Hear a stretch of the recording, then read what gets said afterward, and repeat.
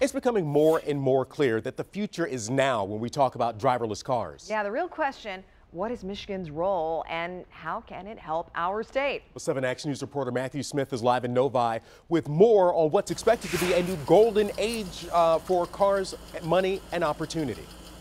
Well, Keenan, we all want to know, where do we fit into this? Where does Michigan fit into the driverless car game? Because it is such a big industry, and we know that it will explode in the coming years. We know that Michigan can always win at the manufacturing game. We've seen that here for decades. But what about startups? What about tech? And what about being a part of the billions of dollars being made in this industry? And will they trickle down into Michigan?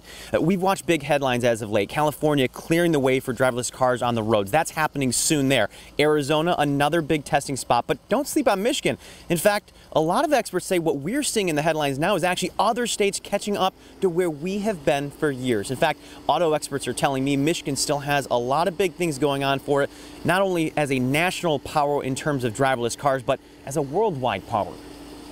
When you look at the test tracks at the University of Michigan and at the American Center for Mobility, we're way out in front of any other state in that regard, and we're very competitive with other areas in the world.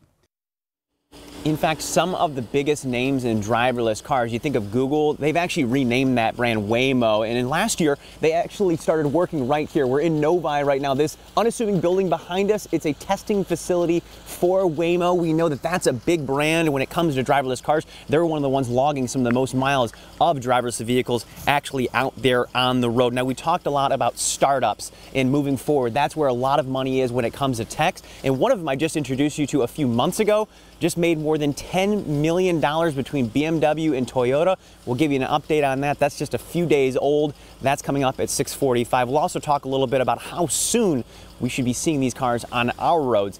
That's coming up next hour. For now, we're live in Novi. Matthew Smith, 7 Action News.